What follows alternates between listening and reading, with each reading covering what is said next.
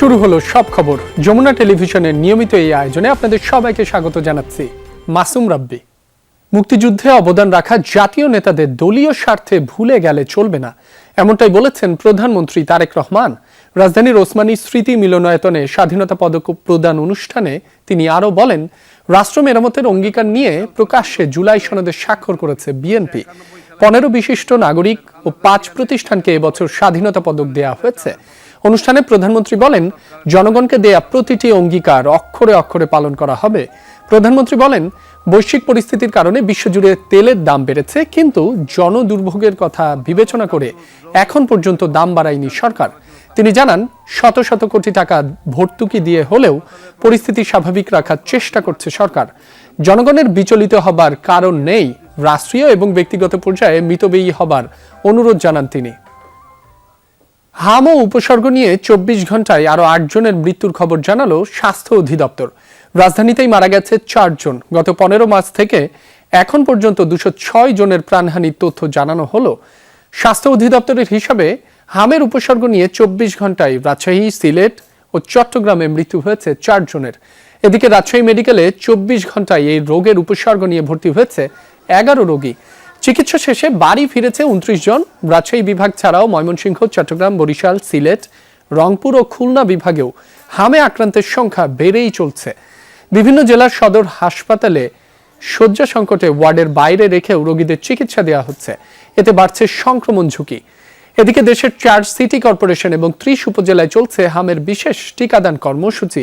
সোমবার 20 এপ্রিল থেকে সারা দেশে এই কর্মসূচি শুরু হবে। হাম হয়েছিল আর জ্বর, নিউমোনিয়া। এই যে চিকিৎসা চলছে, গ্যাস দেওয়া হচ্ছে। ওর গা হাত পা চুলকায়, ঘুম আসে না, রাত্রে ঠিক মতন খায় না, এইসবই আর সমস্যা। এখন একটা করে ইনজেকশন কিনতে হচ্ছে 600 টাকা করে দাম। একটা করে ইনজেকশন আমার একদিন করে যাচ্ছে। এটা আমাদের পক্ষে সম্ভব হচ্ছে। হাম পরিস্থিতির আরো খবর জানাতে যুক্ত হচ্ছেন সহকর্মী কলিট তালুকদার। কলিট, কোন এলাকায় হামের উপসর্গ বেশি, লক্ষণ ও করণীয় নিয়ে চিকিৎসকরা কি পরামর্শ দিচ্ছেন, বিস্তারিত জানাবেন আমাদের। রাব্বি, আমি এই মুহূর্তে রয়েছি 250 শয্যা বিশিষ্ট পাবনা জেনারেল হাসপাতালের সামনে। পাবনা জেনারেল হাসপাতালে যদি আমি তথ্য বলি, পাবনা জেনারেল হাসপাতালে গত 24 ঘন্টায় 20 জন রোগী হামের উপসর্গ নিয়ে ভর্তি হয়েছে, যেটি গতকালকে ছিল 17 জন এবং বর্তমানে আজকে ভর্তি রয়েছে হামের উপসর্গ নিয়ে 58 জন। আমার সঙ্গে কথা হয়েছে পাবনার সিভিল সার্জনের। তিনি যেটি জানিয়েছেন, জানুয়ারি মাস থেকে 350 রোগী হামের উপসর্গ নিয়ে ভর্তি হয়েছে। এর মধ্যে 66 জনকে হামের উপসর্গ মানে হাম আক্রান্ত এভাবেই শনাক্ত করা হয়েছে 66 জন। এবং মৃত্যুর সংখ্যা যদি বলি, পাবনাতে এখন পর্যন্ত 2 জন রোগী হামের উপসর্গ নিয়ে মৃত্যুবরণ করেছে। এবং জেলার সিভিল সার্জনের সঙ্গে কথা হয়েছে। আমি জানতে চেয়েছিলাম যে হঠাৎ করে আসলে এই হামের উপসর্গ বৃদ্ধির কারণটা কি। তিনি যেটি বলেছেন যে আসলে যে টিকাদান কর্মসূচি যে 2024 সালে একটি ক্যাম্পিং হওয়ার যে কথা ছিল, সেটি আসলে হতে পারে নাই। এবং গত অন্তর্বর্তীকালীন সরকারের সময় যারা টিকাদান মাঠ পর্যায়ে যারা টিকাদান অংশগ্রহণ করে থাকে, সেই টিকাদান কর্মীরা কিন্তু বিভিন্ন সময় আন্দোলনে থাকার ফলে এই যে টিকাদান হামের যে টিকা, সেটি কিন্তু সেই কার্যক্রমটি ভালোভাবে করতে পারেনি, যে কারণে কিন্তু আসলে এই হামের যে প্রবণতা উপসর্গ নিয়ে যে রোগীর সংখ্যা বৃদ্ধি, সেটি কিন্তু হচ্ছে। এবং চিকিৎসকরা যেটি বলেছে এই হাম হলে আক্রান্ত হবার কিছু নেই। এবং জেনারেল হাসপাতালে কিন্তু শয্যা সংখ্যা খুবই সংকট রয়েছে। রাব্বি, কলিট, আপনাকে ধন্যবাদ। কারো অপেক্ষা 12 ঘন্টার, কেউ ঠাই দাঁড়িয়ে 24 ঘন্টার উপর, তবুও পাচ্ছেন না কাঙ্ক্ষিত জ্বালানি তেল। সময়ের সাথে ক্রমান্বয়ে বাড়ছে এই সংকট। পাম্প মালিকরা বলছেন, চাহিদার অস্বাভাবিক বৃদ্ধি আর ডিপো থেকে মূল চাহিদার 1/3 সরবরাহেই বাড়ছে জট।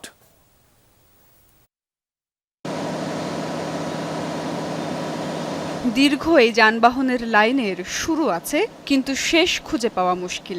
জ্বালানি তেলের জন্য মধ্যরাত থেকে দুপুর অবধি দুঃসহ এই অপেক্ষা। এই যেমন মিরপুরের শাহ আলম। কল্যাণপুরের এই পাম্পে বুধবার দুপুর 12টায় সিরিয়াল দেন তিনি। সন্ধ্যা নাগাদ পৌঁছান নজেলের সামনে, ততক্ষণে শেষ মজুদ তেল। তারপর থেকে 24 ঘন্টারও বেশি সময় ধরে তিনি অপেক্ষায়। নজলটা আমার গাড়িতে লাগাবে, তো সেই পর্যায়ে তেলটা শেষ হয়ে যায়। তখন গাড়ি তো আর আমি নিয়ে যেতে পারবো না, গাড়ি তো একবারে আমার তেল নাই, দেখে আমি গাড়িটা বন্ধ।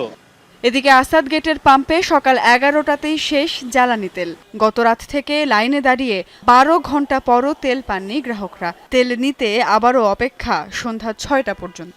অলরেডি 2টা পাম্পে দাঁড়াইছি, সেখানে সিরিয়াল যখন আমার শেষের দিকে আসে সেই মুহূর্তে তেল শেষ। তো বিশেষ ছুটি নিয়ে এসেছি যে তেল লাগবে, তেল ভরতেছি। ভিআইপি মুভমেন্ট করে মিনিমাম 40টা বাইক মানে রং সাইড দিয়ে এসে ঢুকে, আর আমরা বসে থাকি 5 ঘন্টা। রাত 3টায় আসছি, আবার যদি সন্ধ্যা 6টার পর তেল দেয় তাহলে আমরা বাসায় যাব কখন? এই কর্মজীবন তো আমরা রাইড শেয়ার যারা করি তাদের সাথে আমাদের এখন জীবনে একটা অভিশপ্ত জীবনে দাঁড়াইছে, না আছে কর্ম এই তেলের জন্য।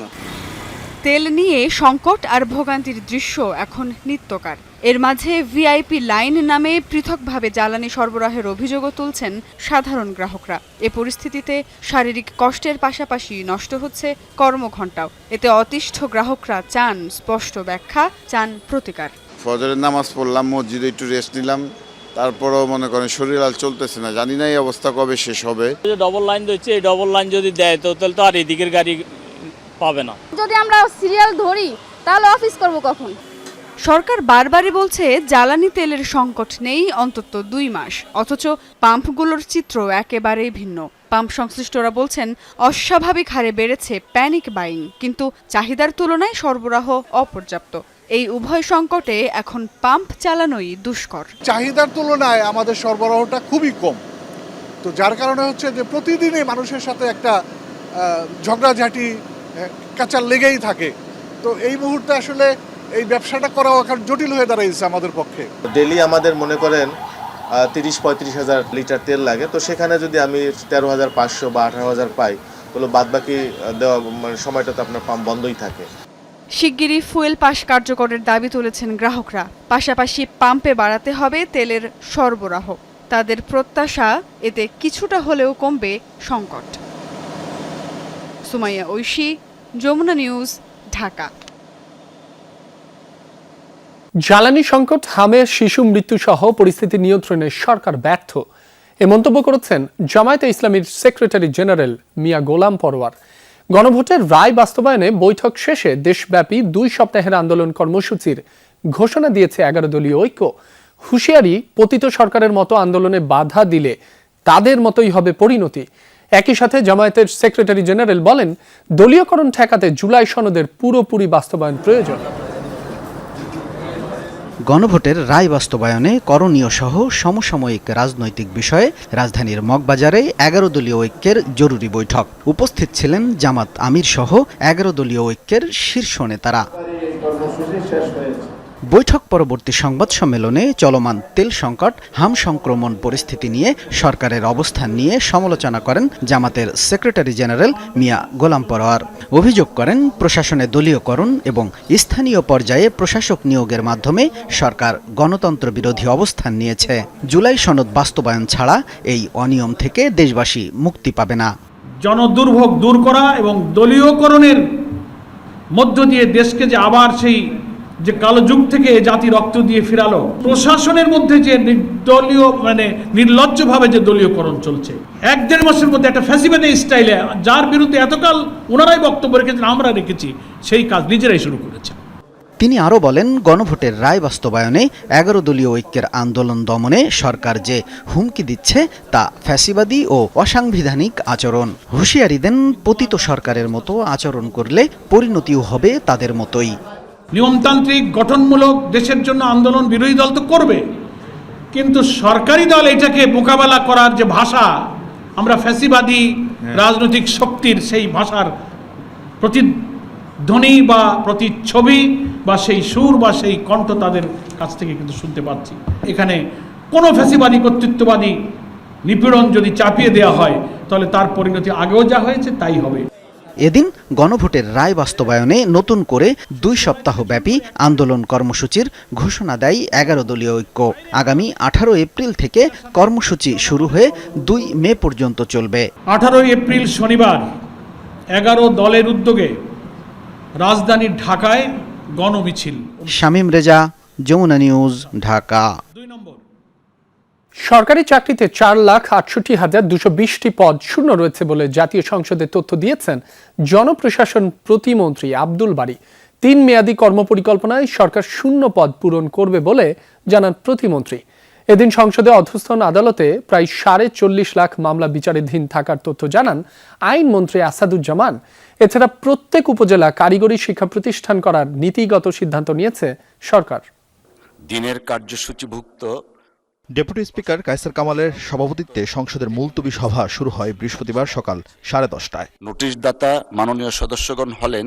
কার্যসূচি অনুযায়ী শুরুতে সরকারদলীয় সংসদ সদস্য সরওয়ার জামাল নিজাম প্রশ্নোত্তর টেবিলে সরকারি চাকরিতে বর্তমান শূন্য পদ সংখ্যা ও নিয়োগের বিষয়টি উত্থাপন করেন। জনপ্রশাসন প্রতিমন্ত্রী জানান, সর্বশেষ প্রকাশিত তথ্য অনুযায়ী 2023 সালের 31 ডিসেম্বর পর্যন্ত দেশের সব মন্ত্রণালয় ও সরকারি অফিসে 4,68,220টি পদ শূন্য ছিল। এসব শূন্য পদ পূরণে 6 মাস, 1 বছর ও 5 বছর মেয়াদী কর্মপরিকল্পনা নেওয়া হচ্ছে। মাননীয় সদস্যবৃন্দ, দিনের কার্যসূচিভুক্ত প্রশ্ন জিজ্ঞাসা ও উত্তর টেবিলে উপস্থাপিত হলো। একই দিনে সংসদে পানি সম্পদ মন্ত্রীও একাধিক প্রশ্নের জবাব দেন। জানান, পদ্মা ব্যারেজ নির্মাণে সরকার অগ্রাধিকার দিচ্ছে। ব্যয় ধরা হয়েছে 34,497 কোটি 25 লাখ টাকা। পদক্ষেপ গ্রহণ করছি যার ভিত্তিতে হয়তোবা অদূর ভবিষ্যতে আমাদের এই নির্মাণাধীন কাজ আমরা উদ্যোগ নিতে পারবো। দেশের নিম্ন আদালতগুলোতে 40,41,924টি মামলা বিচারাধীন থাকার তথ্য জাতীয় সংসদকে জানিয়েছেন আইনমন্ত্রী আসাদুজ্জামান। এছাড়া মামলার জট কমাতে 871টি আদালত ও 232টি বিচারকের পদ সৃজন করা হয়েছে বলেও সংসদকে জানান আইনমন্ত্রী। প্রশ্নোত্তর টেবিলে বিষয়টি উত্থাপিত হয়। ঢাকা বার হলো, বলা হয় এশিয়ার মধ্যে সবচেয়ে বৃহত্তর বার। এছাড়াও টাইম ম্যাগাজিনের প্রভাবশালী তালিকায় প্রধানমন্ত্রী তারেক রহমানের নাম আসায় সংসদের পক্ষ থেকে তাকে অভিনন্দন জানান চিফ হুইপ। তিনি এই জাতিকে সম্মানিত করেছেন। আমি তার জন্য আমার তরফ থেকে, সংসদের তরফ থেকে তাকে আন্তরিক মোবারকবাদ জানাচ্ছি, ধন্যবাদ জানাচ্ছি। অধিবেশন শেষে তিনি জানান, সরকার কর্মমুখী শিক্ষার পরিকল্পনা হাতে নিয়েছে। সমগ্র বাংলাদেশের সমগ্র উপজেলায় কারিগরি প্রতিষ্ঠান তৈরি করা হবে এবং মাননীয় প্রধানমন্ত্রী চান বাংলাদেশে একটা হোক যে আমাদের কর্মমুখী উৎপাদনের কর্মমুখী শিক্ষার একটা হাব। রবিবার দুপুর 3টা পর্যন্ত সংসদ মুলতবি ঘোষণা করেন deputy speaker Kaiser Kamal. Arifin Shakil, Jamuna news, Dhaka. জাতীয় সংসদের সাউন্ড সিস্টেম স্থাপনে দুর্নীতির অভিযোগে ঠিকাদারি প্রতিষ্ঠান কমিউনিকেশন টেকনোলজি লিমিটেডের সিইও জাহিদুর রহমান জোয়ারদারকে জিজ্ঞাসাবাদ করেছে দুদক। জিজ্ঞাসাবাদ শেষে সাংবাদিকদের কাছে দাবি করেন, গণ অভ্যুত্থানের সময় সংসদ ভবনের তার লুজ থাকায় টেবিল চাপড়ানোর সময় সাউন্ড সিস্টেমে বিভ্রাট ঘটে। তিনি জানান, সংস্কার কাজের প্রথম অংশ করেছিল আমানত এন্টারপ্রাইজ, কিন্তু তাদের কারিগরি অভিজ্ঞতার ঘাটতি থাকায় শেষ পর্যায়ের কাজটুকু তার প্রতিষ্ঠানকে করতে হয়েছে। এর আগে সংস্থাটির সহকারী পরিচালক প্রবীর দাস তাকে 2 ঘন্টার বেশি সময় ধরে অভিযোগের বিভিন্ন বিষয়ে জিজ্ঞাসাবাদ করেন। দুদকের অভিযোগে বলা হয়, 2018 সালে আওয়ামী আমলে স্থাপিত সাউন্ড সিস্টেমে অনিয়ম এবং পরবর্তীতে অন্তর্বর্তী সরকারের সময় সংস্কার কাজে হওয়ার দুর্নীতি খতিয়ে দেখতে গত জানুয়ারিতে অনুসন্ধানে নামে সংস্থাটি। জাহিদুর রহিম জোয়ারদারের ঠিকাদারি প্রতিষ্ঠানটি ওই আওয়ামী লীগ সরকারের আমলে 2018 সালে সংসদে সাউন্ড সিস্টেম স্থাপনে কাজ করেছিল। তার বিরুদ্ধে শত কোটি টাকা আত্মসাৎ ও অর্থ পাচারের অভিযোগ রয়েছে দুদকে। যখন টেবিল চাপড়াইছে তখন ওই কানেক্টর লুজ হয়ে গেছে। এই লুজ হওয়ার থেকেই এই প্রবলেমটা গেছে। টেবিলটা এখনো চাপড়াইছে, এখন টেবিল চাপড়াচ্ছে বিকজ আমরা তার চেঞ্জ করে দিচ্ছি, ক্লিপগুলো সব 1000 টেবিল চাপড়ালেও আর কিছু হচ্ছে না। অভিযোগ সংশ্লিষ্ট ব্যক্তিকে তার বক্তব্য নেওয়ার জন্য রেখেছিলেন, উনি বক্তব্য দিয়ে গেছেন। প্রয়োজনে যদি অনুসন্ধানকারী কর্মকর্তা অনুসন্ধান চলাকালীন সময় যদি প্রয়োজন মনে করেন যে অন্য কাউকে ডাকা প্রয়োজন, অবশ্যই তার সেই স্বাধীনতা আছে, উনি ডাকবেন। আগামীকাল মধ্যরাতে শুরু হচ্ছে পবিত্র কাবার উদ্দেশ্যে হজগামীদের অন্যতম ধর্মীয় যাত্রা। রাত 12:30টায় ঢাকা থেকে 419 জন যাত্রী রওনা করবেন সৌদি আরবের পথে। আর এই কার্যক্রম উদ্বোধন করবেন প্রধানমন্ত্রী তারেক রহমান। এই উপলক্ষে রাজধানীর আশকোনা হজ ক্যাম্পে চলছে সবশেষ প্রস্তুতি। আল্লাহর পবিত্র ঘরে হাজির হবেন তার বান্দারা। কাবার পথ ধরতে বৃহস্পতিবার সকাল থেকে হজ ক্যাম্পে আসতে শুরু করেছেন মুসল্লিরা।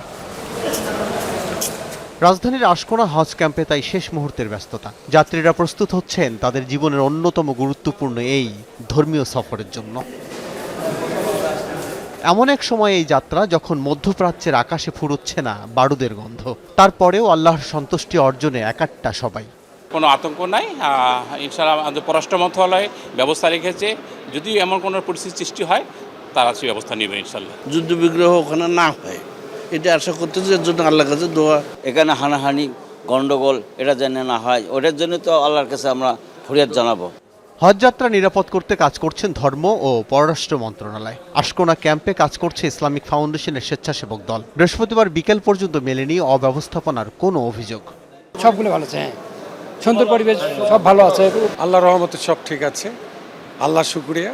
এখন আগামীকাল রাত 12:30টায় আমার ফ্লাইট, বাংলাদেশ বিমান ফার্স্ট ফ্লাইটে, আল্লাহর রহমতে আল্লাহ যদি কবুল করে আমরা ফার্স্ট ফ্লাইটে যাবো আর। এবারও হজযাত্রীর কোটা পূরণ হয়নি বাংলাদেশে। সব মিলিয়ে এবার ৭৮,৫০০ মুসল্লি পবিত্র হজ পালনের উদ্দেশ্যে সৌদি আরবে যাচ্ছেন, যার প্রায় ৩০,০০০ জনই নারী। হজের খরচটি হঠাৎ করেই বেড়েছিল, বিগত সরকারের সময় অনেক বেশি, সে কারণে অনেক ধর্মপ্রাণ মুসলমান হজ বিমুখ হয়। আমরা গত 2 বছরে বিমান ভাড়াটা অনেক কমিয়েছি। এই বছর আমাদের বর্তমান যে গণতান্ত্রিক সরকার, সেই সরকারের কমিটমেন্ট হজ যাত্রীদের খরচ আরও কমানো। আমরা আশা করি আগামী দিনে বিমান ভাড়া আরও কমবে, সার্বিকভাবে হজের খরচ আরও কমবে। এবছর প্রত্যেক হজযাত্রীর জন্য নুসুক কার্ড বাধ্যতামূলক, যার মাধ্যমে সৌদি আরবে সব সেবা পাবেন হজযাত্রীরা। নন ব্যালটি হাজিরা ঢাকায় এই কার্ড পাচ্ছেন, ব্যালটিরা পাবেন মক্কা পৌঁছে। মিনা, আরাফা এবং মুজদালিফা এই এরিয়াটাকে মাশায়ের এরিয়া বলা হয়। সেই এরিয়াতে কিন্তু এই নুসুক কার্ড ব্যতীত যাওয়া যায় না। এবং হজ মৌসুমে সৌদি সরকার খুব কড়াকড়ি আরোপ করেন যে নুসুক কার্ড ছাড়া ইনফ্যাক্ট আপনি আপনার হোটেল থেকে বেরও হতে পারবেন না। হজযাত্রীর সাথে কোনো এজেন্সি প্রতারণা করলে কঠোর ব্যবস্থা নেয়ার হুঁশিয়ারি সংশ্লিষ্টদের। আমিন হক অহন, যমুনা নিউজ, ঢাকা। কোটি কোটি টাকা খরচ করে একঝাঁক কর্মকর্তাকে সৌদি আরব পাঠাচ্ছে বিমান কর্তৃপক্ষ। বলা হচ্ছে তাদের মাধ্যমে হজ যাত্রীদের অধিকতর সেবা দেওয়া হবে। তালিকায় গ্রাহক সেবা বিভাগের প্রধান সহ আছেন বেশ কয়েকজন ঊর্ধ্বতন কর্মকর্তা। গত বছর হজ অপারেশনে এমন কাউকে পাঠানো হয়নি। বর্তমান পরিস্থিতিতে রাষ্ট্রীয় উড়োজাহাজ সংস্থার এমন পদক্ষেপকে অপ্রয়োজনীয় এবং হজের নামে বিদেশ ভ্রমণ বলে মন্তব্য করেছেন টিআইবির নির্বাহী পরিচালক ডক্টর ইফতেখারুজ্জামান। আরও জানাচ্ছেন আব্দুল্লাহ তুহিন। গেলবারের তুলনায় এবার দেশ থেকে হজযাত্রী প্রায় 25,000 কম। আগেরবার না থাকলেও এবার 35 বিমান কর্মকর্তাকে পাঠানো হচ্ছে হজ যাত্রীদের বিশেষ সেবায়। সৌদি আরবে প্রায় 2 মাস অবস্থান করবেন তারা। খরচ হবে 8 কোটি টাকারও বেশি। প্রতিদিন প্রত্যেককে ভাতা হিসেবে দেওয়া হবে 32,000 টাকা। বহরের নেতৃত্বে থাকবেন গ্রাহক সেবা বিভাগের পরিচালক বদরুল হাসান লিটন। 3 গুণ কাজ তাদেরকে চাপিয়ে দেওয়া হচ্ছে, এটা অমানবিক। আর আপনারা এই জন্য এটা 35 সংখ্যাটা সঠিক হয় না, এটা 3 টাইমস করা দরকার ছিল। এই কিচ্ছুতা সাধনের কথা বলেই কিন্তু 35 আনা হয়েছে। 40,000ই তো আপনি হবে, তো ওইগুলো মেনটেন করা কিন্তু খুবই টাফ হবে। এখানে কেউ করতে যাচ্ছে না। এবং বিমানের ইতিহাসে আছে প্রত্যেকবার গেছে, গতবার মিস করাতে অনেক সমস্যা হয়েছে। গত বছর হজ অপারেশনে বড় কোনো অভিযোগ ছিল না যাত্রীদের। সরকারের খরচও ছিল অন্য যে কোনো বারের তুলনায় কম। তবুও বিমান কর্মকর্তাদের সফরকে অস্বাভাবিক বলছে টিআইবি। এক শ্রেণীর অসাধু কর্মকর্তাদেরকে সুযোগ দেওয়ার জন্য বা অসাধু কর্মকর্তার প্রণোদনায় বা সিদ্ধান্ত গ্রহণ প্রক্রিয়ার মাধ্যমে কিছু অসাধু ব্যক্তিকে সুযোগ দেওয়ার জন্য এরকম হজের নামে আসলে বাস্তবে বিদেশ ভ্রমণের সুযোগ করে দেওয়া হচ্ছে বিশেষ মহলকে সুবিধা দেওয়ার জন্য। এবং সেটার পেছনে সরকারি অর্থ, জনগণের অর্থ ব্যয় করা সম্পূর্ণভাবে অবৈধ বলে আমি মনে করি। তার যারা এর সাথে জড়িত তাদের জবাবদিহি নিশ্চিত করা দরকার। এবং বিশেষ করে যাদেরকে মনোনয়ন দেওয়া হয়েছে হজে যাওয়ার জন্য তাদের ক্ষেত্রে এই সুবিধাটা বাতিল করা। ইরান যুদ্ধের কারণে সার্বিক বিশ্ব পরিস্থিতি এখন টালমাটাল। তাই ব্যয় করার ক্ষেত্রে বিমানকে আরও সতর্ক এবং স্বচ্ছ হওয়ার পরামর্শ সাবেক এমডির। যে কোনো জিনিসই হতে পারে, তার যৌক্তিকতাটা থাকবে। এই সেবা আগে নিশ্চিত হয়নি, এখানে দুর্বলতা ছিল, হয়তো এটা কোনো রকম হয়েছে, আমরা সেটাকে আরো ভালো করতে চাই। তেলের মূল্য বৃদ্ধি কিন্তু বাই দিস টাইম হয়েছে, তো সেই জন্যে খরচ তুলনামূলকভাবে যখন বৃদ্ধি পাবে সেটা কিন্তু যারা কর্তৃপক্ষ তাদের বিবেচনায় প্রথমেই থাকে। তারপরও সেটা কেন করা হচ্ছে সেই ক্ষেত্রে ওনারাই হয়তোবা যৌক্তিক কোনো কারণ থাকলে বলতে পারবে।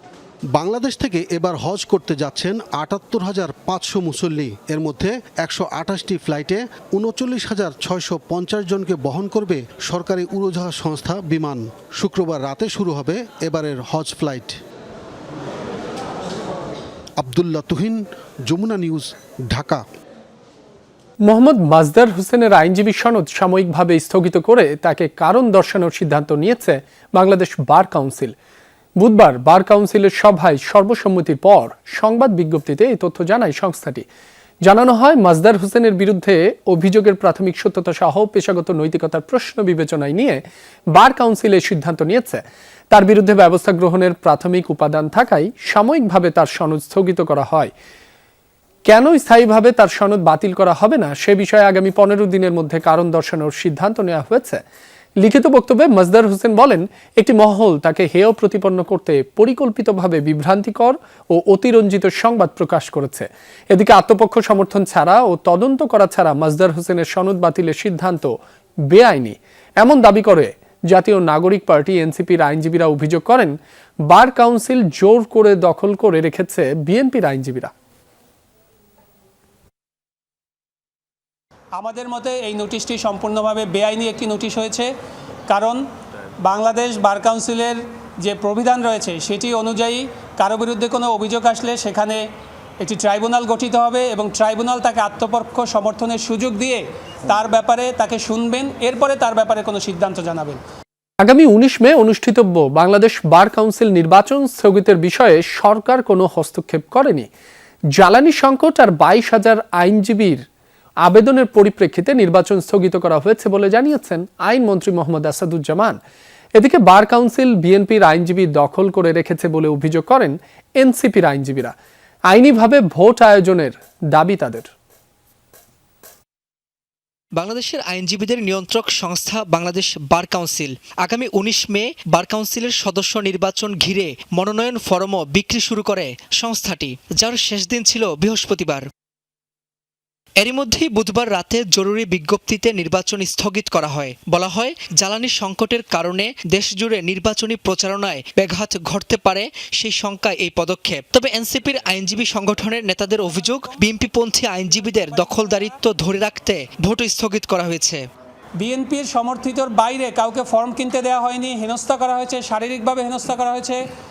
শরীয়তপুর বার অ্যাসোসিয়েশনে একজন সিনিয়র সদস্যকে, তিনি এনসিপির সমর্থনে ছিলেন, তাকে শারীরিকভাবে হেনস্থা করা হয়েছে এবং ওই বার অ্যাসোসিয়েশনে বিএনপির সবাই বিনা প্রতিদ্বন্দ্বিতায় নির্বাচিত হয়েছেন। সারা দেশের বার অ্যাসোসিয়েশনগুলো তারা এভাবে কোনো ধরনের গণতান্ত্রিক প্রক্রিয়া উপেক্ষা করে নিজেদের জবরদখলে রাখতে চাচ্ছেন, যেমনইভাবে বার কাউন্সিলে তারা অ্যাডহক কমিটি গঠনের মাধ্যমে করেছেন। আমরা স্পষ্ট করে দাবি জানাচ্ছি যে অবিলম্বে বার কাউন্সিলের নির্বাচন ঘোষণা করতে হবে। এই অভিযোগের বিষয়ে বিএনপিপন্থী আইনজীবীদের কোনো বক্তব্য পাওয়া না গেলেও সংসদে ব্যাখ্যা দিয়েছেন আইনমন্ত্রী। এনসিপির সংসদ সদস্য আখতার হোসেনের প্রশ্নের জবাবে তিনি জানান, সবই হয়েছে আইনজীবীদের আবেদনের পরিপ্রেক্ষিতে। সরকার দলের তরফ থেকে জ্বালানি সংকট নেই এই কথা বলা হয়, আবার সরকারি যে একটা প্রতিষ্ঠান তারা নির্বাচন স্থগিত করছে জ্বালানি সংকটের কথা বলে। এই জায়গাটাতে একটা সিদ্ধান্ত আসা প্রয়োজন। আসলে কি জ্বালানি সংকটের ইস্যু, নাকি একটা গণতান্ত্রিক প্রতিষ্ঠানকে দলীয়করণ ডাকা হবে, সেইটা মূল ইস্যু? আইনজীবীদের দাবি ছিল বিভিন্ন বার অ্যাসোসিয়েশন, ঢাকা বার হলো বলা হয় এশিয়ার মধ্যে সবচেয়ে বৃহত্তর বার, যেখানে 22,000-এর উপরে লয়া আছে। সেই বারের নির্বাচন সামনে, 29 তারিখে সেই বারের নির্বাচন। সেই নির্বাচন প্রক্রিয়াকে সামনে রেখে সেই অ্যাসোসিয়েশনের পক্ষ থেকে যে অনুরোধ এসেছে, বার কাউন্সিল আমি মনে করি তাদের নিজস্ব মেধা, প্রজ্ঞা, স্বকীয়তা এবং স্বাধীনতা অ্যাপ্লাই করেছেন। সেই কারণে সেখানে আমরা কোনো হস্তক্ষেপ করিনি। অন্তর্বর্তীকালীন সরকারের সময় বার কাউন্সিল নির্বাচন হয়নি উল্লেখ করে আইনমন্ত্রী বলেন, প্রতিষ্ঠানটিকে গণতান্ত্রিক ধারায় ফেরাতে নির্বাচন দেওয়ার উদ্যোগ নিয়েছে বিএনপি সরকার। আমরা দায়িত্ব গ্রহণ করার পরেই বার কাউন্সিলের নির্বাচন। রাব্বি হোসেন, যমুনা নিউজ, ঢাকা। মানবতা বিরোধী অপরাধের মামলায় মেজর জেনারেল অবসরপ্রাপ্ত জিয়াউল আহসানের বিরুদ্ধে তৃতীয় সাক্ষীর জেরা শেষ হয়েছে। পরবর্তী সাক্ষ্য গ্রহণের জন্য আগামী 22 এপ্রিল দিন ধার্য করেছেন ট্রাইব্যুনাল। দুপুরে আন্তর্জাতিক অপরাধ ট্রাইব্যুনাল 1-এর চেয়ারম্যান বিচারপতি মোহাম্মদ গোলাম মর্তুজা মজুমদারের নেতৃত্বাধীন 2 সদস্যের বিচারিক প্যানেল এদিন ধার্য করেন। এদিন 3 নম্বর সাক্ষী মুন্নি আক্তারকে জেরা করেন জিয়াউলের আইনজীবী আমিনুল গনি টিটু। ট্রাইব্যুনালে প্রসিকিউশনের পক্ষে শুনানি করেন চিফ প্রসিকিউটর আমিনুল ইসলাম। সঙ্গে ছিলেন প্রসিকিউটর গাজী MH তামিম, শাইখ মাহাদি সহ অন্যরা। এর আগে সকালে কারাগার থেকে প্রিজন ভ্যানে করে আসামি জিয়াউলকে ট্রাইব্যুনালে হাজির করে পুলিশ। চলতি বছরের 14 জানুয়ারি জিয়াউলের বিরুদ্ধে 3টি অভিযোগ গঠনের মাধ্যমে বিচার শুরুর আদেশ দেন ট্রাইব্যুনাল 1।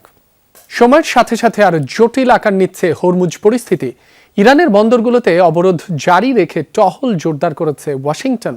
অন্তত 10টি তেলবাহী জাহাজের গতিপথ পাল্টে দেওয়ার কথা জানিয়েছে মার্কিন সেন্টকম। এই অবস্থায় জার্মানি, ফ্রান্স সহ বিভিন্ন দেশের অভিযোগ, হরমুজ সংকটের কারণে ভুগতে হবে পুরো বিশ্বকে। পরিস্থিতি সামাল দিতে প্যারিসে বৈঠকের ডাক দিয়েছে ফ্রান্স ও যুক্তরাজ্য। হরমুজ প্রণালীতে জাহাজ চলাচল ঠেকাতে আঞ্চলিক জলসীমায় টহল অব্যাহত রেখেছে মার্কিন সেন্ট্রাল কমান্ড। মার্কিন সামরিক বাহিনীর দাবি, অবরোধ কার্যকর রাখতে 24 ঘণ্টায় চলছে নজরদারি। অবরোধ শুরুর পর অন্তত 10টি জাহাজকে গতিপথ বদলাতে বাধ্য করেছে তারা। এরই মধ্যে ইরানের সুপার ট্যাঙ্কারও রয়েছে বলে দাবি যুক্তরাষ্ট্রের। এখন পর্যন্ত অবরোধ ভাঙতে পারেনি কেউ। তবে ইরানি মিডিয়া আর জাহাজ ট্র্যাকিং সংস্থা মেরিন ট্রাফিক বলছে ভিন্ন কথা। যুক্তরাষ্ট্রের অবরোধ সত্ত্বেও বুধবার পারস্য উপসাগরে প্রবেশ করেছে নিষেধাজ্ঞার তালিকায় থাকা ইরানের আরেকটি সুপার ট্যাঙ্কার। এর আগে RHN ও আলিসিয়া নামের আরও 2টি নিষিদ্ধ সুপার ট্যাঙ্কার একই পথ দিয়ে প্রবেশ করেছে বলে জানিয়েছে সংস্থাটি। ফলে প্রশ্ন উঠেছে অবরোধের কার্যকারিতা নিয়ে। এ পরিস্থিতিতে জ্বালানি তেলের বাজারে অস্থিরতা তুঙ্গে। আন্তর্জাতিক বিভিন্ন গণমাধ্যম বলছে জ্বালানি সংরক্ষণ সক্ষমতার কারণে অন্তত 2 মাস কোনো সংকটের মুখে পড়বে না ইরান, তবে ভুগতে হবে পুরো বিশ্বকে। হরমুজ প্রণালীতে অবরোধের ফলে রাতারাতি তেলের দাম আবার বেড়েছে। এটি প্রমাণ করে যে এই যুদ্ধই আমাদের নিজেদের দেশেও যে সমস্যাগুলোর সম্মুখীন হচ্ছি তার আসল কারণ। পরিস্থিতি সামাল দিতে বাড়ছে কূটনৈতিক তৎপরতাও। এরই মধ্যে প্যারিসে বৈঠকের ডাক দিয়েছে ফ্রান্স ও যুক্তরাষ্ট্র, যেখানে হরমুজ প্রণালীতে নিরাপদে জাহাজ চলাচলের বিষয়ে আলোচনা হবে। হরমুজ প্রণালীর অবরোধ বিশ্ব অর্থনীতির জন্য অত্যন্ত বিপজ্জনক এবং ইতিমধ্যে এই অবৈধ অবরোধের প্রভাব ভোগ করছে বিশ্ব। হরমুজ প্রণালীতে নৌ চলাচল নিশ্চিত করাতে একটি জোট গঠন করছে ফ্রান্স ও যুক্তরাজ্য। তাদের সাথে যোগ দিচ্ছে ইউরোপীয় দেশগুলো। বিশ্বের অন্যতম গুরুত্বপূর্ণ এই সমুদ্রপথে যে কোনো অচল অবস্থা সরাসরি প্রভাব ফেলে বৈশ্বিক অর্থনীতিতে। তাই সামরিক চাপ আর কূটনৈতিক উদ্যোগ দুপথে এখন পরিস্থিতি সামাল দেওয়ার চেষ্টা চলছে। অস্মিতা বিশ্বাস, যমুনা নিউজ। ইরানের সাথে সমঝোতার প্রস্তুতির মাঝেও থেমে নেই যুক্তরাষ্ট্রের সামরিক তৎপরতা। মধ্যপ্রাচ্যে নতুন করে 10,000 সৈন্য ও তৃতীয় আরেকটি রণতরী পাঠানোর ঘোষণা দিয়েছে ওয়াশিংটন। এই অবস্থায় যুক্তরাষ্ট্র বেইমানি করলে কোনো ছাড় দেয়া হবে না বলে পাল্টা হুঁশিয়ারি দিয়েছে ইরানও। তবে শান্তি আলোচনার বিষয়ে এখনো ইতিবাচক নয় ইসরায়েল। ওয়াশিংটন ও তেহরানকে একটি দীর্ঘস্থায়ী সমঝোতায় আনতে চলছে ব্যাপক তোড়জোড়। একদিকে সমঝোতার তৎপরতা তুঙ্গে থাকলেও ইরানের ওপর সামরিক চাপ অব্যাহত রাখার সিদ্ধান্তে অটল রয়েছে যুক্তরাষ্ট্র। মধ্যপ্রাচ্যে আরও 10,000 সেনা মোতায়েনের পাশাপাশি পারস্য উপসাগরে তৃতীয় মার্কিন রণতরী USS জর্জ H.W. বুশ প্রেরণের ঘোষণাও দিয়েছেন মার্কিন প্রেসিডেন্ট। অব্যাহত রয়েছে হরমুজের বিভিন্ন এলাকায় মার্কিন অবরোধ। আলোচনা নিয়ে খুব একটা সন্তোষজনক অবস্থানে নেই ইসরায়েলও। ইরানকে কোনো প্রকার ছাড় দেওয়া হবে একটি ঐতিহাসিক ভুল, মার্কিন প্রেসিডেন্টের প্রতি এমন মন্তব্য ছুড়েছেন ইসরায়েলের প্রধানমন্ত্রী বেনিয়ামিন নেতানিয়াহু। ইরানের সাথে যুদ্ধবিরতির মেয়াদ বাড়াতে প্রস্তাব দিয়েছে যুক্তরাষ্ট্র। একাধিক প্রতিবেদনে প্রকাশিত এমন তথ্যকে সরাসরি নাকচ করে দিয়েছেন white house press secretary Karoline Leavitt. বেশ কিছু প্রতিবেদনে এসেছে যুদ্ধবিরতির মেয়াদ বাড়ানোর অনুরোধ জানিয়েছে ওয়াশিংটন, যা সম্পূর্ণ ভুল একটি তথ্য। আমরা আলোচনা ও সমঝোতার প্রক্রিয়া চালাচ্ছি, তবে হোয়াইট হাউস থেকে আনুষ্ঠানিকভাবে কিছু না জানানো পর্যন্ত কোনো কিছুই চূড়ান্ত নয়। এদিকে একই তথ্য জানিয়েছেন ইরানের পররাষ্ট্র মন্ত্রণালয়ের মুখপাত্র ইসমাইল বাঘেই। এছাড়াও অভিযোগ তুলেন ইরানের ওপর সামরিক ও কূটনৈতিক চাপ সৃষ্টির লক্ষ্যে পরমাণু ইস্যুতে মন গড়া সব তথ্য ছড়াচ্ছেন মার্কিন প্রেসিডেন্ট। ইরানের অধিকারকে স্বীকৃতি দেওয়া ও সম্মানের উপর নির্ভর করছে শান্তি আলোচনার সফলতা, এমন মন্তব্য এসেছে ইরানের পরমাণু শক্তি সংস্থার প্রধান মোহাম্মদ এলসামির পক্ষ থেকেও। ইরানিদের অধিকার ও স্বার্থ স্বীকৃত সিদ্ধান্তই হবে এই আলোচনার সফলতা। এই আলোচনা যদি যুক্তরাষ্ট্রের চিরাচরিত অভ্যাসবশত প্রতারণার উপর ভিত্তি করে চলে, তাহলে কখনোই দেশটির সাথে কোনো রকম আপোষে রাজি হবে না ইরান। এদিকে যে কোনো আগ্রাসনের কঠোর জবাব দিতে ইরানও প্রস্তুত রয়েছে বলে জানায় তেহরান। সাবরিনা নুসরাত, যমুনা নিউজ। ইসরায়েলের কাছে অস্ত্র ও বুলডোজার বিক্রি ঠেকাতে উত্থাপিত দুটি যৌথ প্রস্তাবের ভিত্তিতে ভোটাভুটি করেছে মার্কিন সিনেট। প্রস্তাবটি উত্থাপন করেন সিনেটর বার্নি স্যান্ডার্স। তার অভিযোগ, মার্কিন প্রশাসনের সরবরাহকৃত অস্ত্র ব্যবহার করেই গাজা ও লেবাননে বিপুল সংখ্যক বেসামরিকদের নির্বিচারে হত্যা করছে ইসরায়েল, যা আন্তর্জাতিক আইনের সরাসরি লঙ্ঘন। ইসরায়েলের কাছে শক্তিশালী বোমা সরবরাহ ও বিক্রি বন্ধে দুটি জয়েন্ট রেজলিউশন অফ ডিসঅ্যাপ্রুভালের প্রস্তাব দেন তিনি, যা প্রত্যাখ্যান করে সিনেটের রিপাবলিকান প্রতিনিধিরা। অন্যদিকে প্রস্তাব দুটির পক্ষে ভোট দেন সিনেটের অন্তত 47 ডেমোক্র্যাটস। মাত্র 9 ভোটের ব্যবধানে বুলডোজার ও 27 ভোটের ব্যবধানে বাতিল হয় বোমা বিক্রির পক্ষের বন্ধের সপক্ষে উত্থাপিত প্রস্তাবনা দুটি। একদল সশস্ত্র দুর্বৃত্তের নৃশংস বর্বরতার শিকার চট্টগ্রামের এক কলেজ ছাত্র। জোরপূর্বক তাকে তুলে নিয়ে যাচ্ছিল। প্রাণ বাঁচাতে দৌড়ে নির্মাণাধীন ভবনের 8 তলায় ওঠেন 17 বছরের ওই তরুণ। সেখান থেকে লিফটের গর্তে ফেলে তাকে হত্যা করে দুর্বৃত্তরা। 4 জনকে পুলিশ গ্রেফতার করলেও হত্যাকাণ্ডের কারণ নিশ্চিত নয় এখনো। গত রোববার বিকেলে বাকুলিয়া অ্যাক্সেস রোড থেকে কলেজ ছাত্র আশফাক কবির সাজিদকে তুলে নেয় দুর্বৃত্তরা। জোর করে তাকে অটোরিকশায় তোলার দৃশ্য ধরা পড়ে সিসি ক্যামেরায়। এক পর্যায়ে তাদের কবল থেকে ছুটে দৌড়ে পালায় ওই কলেজ ছাত্র। প্রবেশ করে মৌসুমী আবাসিক এলাকায় একটি নির্মাণাধীন ভবনে। প্রাণে বাঁচতে দৌড়ে ভবনটির 8 তলায় উঠে যান সাজিদ। দুর্বৃত্তরাও সেখানে উঠে এক পর্যায়ে সাজিদকে মারধরের পর লিফট বসানোর জন্য রাখা ফাঁকা গর্তে ফেলে দেয়। ঘটনাস্থলেই প্রাণ হারায় ওই কলেজ ছাত্র। রক্তের দাগ লেগে আছে এখনও। কিশোর গ্যাংয়ের দাওয়ায় উনি প্রাণ বাঁচানোর জন্য এখানে উঠছিল। লাশটা উপর থেকে পড়ছে এই বিল্ডিংয়ের দারোয়ানে শোনার পর ওইখানে গিয়ে একে খুঁজতে গেছে, দেখছে নিচে পড়ে আছে। আমি রাত্রে যখন উঠতেছি তখন আমি ওই জায়গাটাতে রক্ত দেখলাম। সহায় রাখছে আর কি লাশটা লিফটের পাশে। হ্যাঁ, লিফটের পাশে। তারপর পুলিশে সিনজিত বইরা হসপিটাল নিয়ে গেছে। খবর পেয়ে ঘটনা তদন্তে নামে চকবাজার থানা পুলিশ। এসআই মেহেদি হাসান সৈকতের নেতৃত্বে একটি টিম তাৎক্ষণিক অভিযান চালিয়ে ভবনটির কেয়ারটেকার এনামুল হক সহ 4 জনকে গ্রেপ্তার করে। এর মধ্যে এনায়েতুল্লাহ ও আইমন চিহ্নিত সন্ত্রাসী বলে দাবি পুলিশের। তাকে উঠাই নিয়ে গেছে একটা অটোরিকশাতে করে। উঠাই নেওয়ার পরে তারা মারধর করছে। তাদের সামনে থেকে মারধর করতে করতে নিয়ে গেছে। তখন সেটা যেখান থেকে ছুটি পাওয়ার পরে দৌড়ে এসে মৌসুমী আবাসিকের দিকে চলে যায়। তারা পিছনে পিছনে চৌচোর করে, যারা ধরে নিয়ে গেছে তারা আবার চৌচোর করে দৌড়াচ্ছিল। সরাসরি সংশ্লিষ্ট ছিল। তার মধ্যে আমরা এজার নেমে 7 জনের মধ্যে 4 জনকে গ্রেপ্তার করতে সক্ষম হয়েছি। নিহত সাজিদ বিএফ শাইন কলেজের একাদশ শ্রেণীর শিক্ষার্থী। গ্রামের বাড়ি কক্সবাজারের চকরিয়া। পরিবারের সাথে থাকতো বাকুলিয়া ডিসি রোড ভাড়া বাসায়। স্বজনরা পুলিশকে জানিয়েছে ফারদিন হাসান নামে এক বন্ধু সেদিন ফোন করে সাজিদকে ডেকে নিয়েছিল। আধিপত্য বিস্তার, কিশোর গ্যাংয়ের গ্রুপিং নাকি অন্য কোনো কারণে হত্যাকাণ্ড তা তদন্তে নেমেছে পুলিশ। কিশোর গ্যাং কেন্দ্রিক হইতে পারে, অথবা মাদক সংশ্লিষ্ট হইতে পারে, অথবা তাদের পূর্বের কোনো বিরোধ থাকতে পারে। আমরা অনেকগুলো বিষয় রেখেই আমরা তদন্তের দিকে আগাচ্ছি। এই ঘটনায় নিহতের বাবা আবুল হাশেম শিকদার বাদী হয়ে চকবাজার থানায় হত্যা মামলা করেছেন। আল আমিন শিকদার, যমুনা নিউজ, চট্টগ্রাম। গেল 3 বছরে দেশে দরিদ্র হয়েছে 90 লাখ মানুষ। সামাজিক নিরাপত্তামূলক কর্মসূচি চলমান থাকলেও বণ্টনে হয়েছে নৈরাজ্য। বর্তমান সরকার ফ্যামিলি কার্ড সহ এই সকল কর্মসূচি সর্বজনীন করেছে বলে জানান প্রধানমন্ত্রীর অর্থ ও পরিকল্পনা উপদেষ্টা রাশেদ আল মাহমুদ তিতুমির। বিকেলে মাইক্রো ক্রেডিট রেগুলেটরি অথরিটি এর উদ্যোগে ক্ষুদ্র ঋণের দারিদ্র বিমোচন এবং নারীর কর্মসংস্থান নিয়ে কর্মশালায় উপদেষ্টা এমন কথা বলেন। এনজিও প্রতিষ্ঠানের উদ্বৃত্ত অর্থ বাজার ব্যবস্থাপনায় বিনিয়োগের পরামর্শ দিয়ে তিনি জানান, এতে পণ্যের সরবরাহ বাড়বে। উপদেষ্টা বলেন, শতাধিক সামাজিক নিরাপত্তামূলক কর্মসূচিতে অপচয়ে দৌরাত্ম্য চলছিল। বর্তমান সরকার এসব কর্মসূচি সর্বজনীন করছে।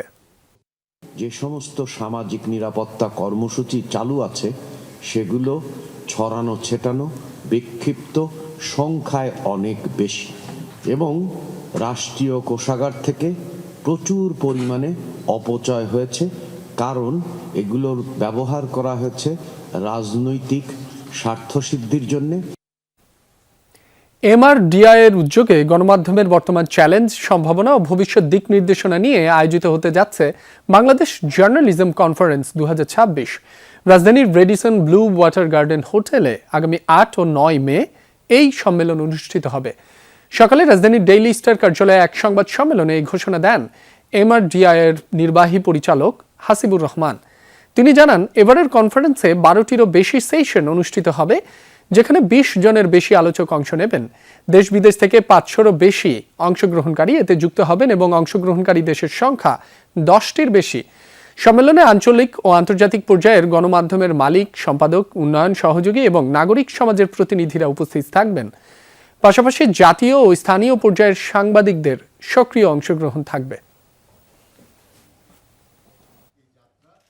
10টির বেশি দেশের সাংবাদিক বিশেষজ্ঞরা এখানে উপস্থিত থাকবেন। একটি মাইক্রো ওয়েবসাইটে রেজিস্ট্রেশন প্রসেস চালু হবে। এই রেজিস্ট্রেশন করার পরে আমরা বাছাই করব এবং আমরা একটি ফিরতি মেল দিব এবং এটি একটি QR কোড থাকবে।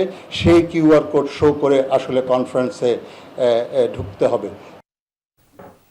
শিগগিরই সংশোধন হচ্ছে সম্প্রচার নীতিমালা। নীতিমালায় বেসরকারি টেলিভিশনগুলোকে ডিজিটাইজেশনের আওতায় আনার উদ্যোগ নিচ্ছে সরকার। বৃহস্পতিবার সচিবালয়ে তথ্য সচিবের সঙ্গে টেলিভিশন মালিকদের সংগঠন অ্যাটকো এবং কেবল অপারেটরদের সংগঠন কোয়াবের নেতাদের বৈঠকে সম্প্রচার নীতিমালা সংশোধন নিয়ে আলোচনা হয়। বৈঠক শেষে নেতারা বলেন, সম্প্রচার নীতিমালার ভাষাগত পরিবর্তন করা হচ্ছে, মুক্তিযুদ্ধের সঙ্গে গণঅভ্যুত্থানের ইতিহাস সংযোজন করা হবে। এছাড়া বেসরকারি টেলিভিশনগুলোকে পে চ্যানেলে রূপান্তর করা হবে। ডিজিটাইজেশন হলে স্বয়ংক্রিয়ভাবে টেলিভিশনের TRP জানা যাবে, তখন কন্টেন্টের মান বাড়বে, ফলে সরাসরি গ্রাহকের কাছ থেকে আয় পাবে টেলিভিশন, সঙ্গে বিপুল রাজস্ব আয় করবে সরকার। ডিজিটালাইজেশন দরকার, সেটা আমরা আরেকবার জোর করে বলেছি, কারণ ডিজিটালাইজেশন না হলে, পে চ্যানেল না হলে কিন্তু ইন্ডাস্ট্রি বাঁচবে না। সেটা খুবই গুরুত্বপূর্ণ। সে বিষয়ে আমরা আজকে আবারও তাগিদ দিয়েছি। 2024 নীতিমালার আওতায় এনেছে, খুব বেশি পরিবর্তন না, ভাষাগত শব্দ কিছু পরিবর্তন করা হয়েছে এবং সেটা মতামতের জন্য বিভিন্ন স্টেক হোল্ডার, বিভিন্ন মন্ত্রণালয়ে প্রেরণ করা হবে, অ্যাটকোতে প্রেরণ করা হবে এবং এর পরিপ্রেক্ষিতে কারো যদি মতামত থাকে সেটা 7 দিনের মধ্যে প্রদান করার জন্য একটা সিদ্ধান্ত হয়েছে। তার পরবর্তীতে হয়তো দ্রুততম সময়ের মধ্যে এই নীতিমালাটা চূড়ান্তকরণ করা হবে। বাংলা নববর্ষ উপলক্ষে বর্ণাঢ্য বৈশাখী মেলার আয়োজন করেছে শতভাগ নারী শিক্ষক দ্বারা পরিচালিত south east bank green school. রাজধানীর আদাবরে স্কুল প্রাঙ্গণে অনুষ্ঠিত হয় এই মেলা, যেখানে শিক্ষার্থীদের সঙ্গে পরিচয় করিয়ে দেওয়া হয় বায়োস্কোপ, ঘোড়ার গাড়ি সহ নানা লোকজ ঐতিহ্যের সঙ্গে। মেলায় নানা পণ্যের পসরা সাজিয়ে বসে শিক্ষার্থীরা। ব্যাংকের চেয়ারম্যান, স্কুলের প্রিন্সিপাল সহ পরিচালনা পর্ষদের সদস্যরা মেলায় শিক্ষার্থীদের এসব স্টল পরিদর্শন করে তাদের উৎসাহ প্রদান করেন। এ সময় আবহমান বাংলা সংস্কৃতি, গ্রামীণ লোকজ ঐতিহ্য ধরে রাখা এবং বিকাশে নতুন প্রজন্মকে ভূমিকা রাখার আহ্বান জানান অতিথিরা। You young boys and girls, আমাদের আগামী দিনের ভবিষ্যৎ, তোমাদের মধ্যে যেই প্রেরণা এসছে আমরা খুব আনন্দিত। আমরা ব্যাংকার, কিন্তু আমাদেরও প্রাণ আছে। আমরা গানে, নাচে, শিক্ষায় আমরা বিশ্বাস করি। আবাসন খাতে নতুন সম্ভাবনা ও গ্রাহকদের জন্য সহজ শর্তে ফ্ল্যাট ক্রয়ের সুযোগ নিয়ে বিশেষ ক্যাম্পেইন শুরু করেছে বেস্ট হোম প্রপার্টিজ লিমিটেড। বৈশাখী মেগা অফারের আওতায় ফ্ল্যাট ক্রয়ে বিশেষ ছাড় ও 3টি বিনিয়োগ সুবিধা ঘোষণা করা হয়েছে। সম্প্রতি ভাটারা এলাকার মান্নাত রেসিডেন্সি প্রকল্পে এক বর্ণাঢ্য অনুষ্ঠানের মাধ্যমে এই অফারগুলোর উদ্বোধন করা হয়।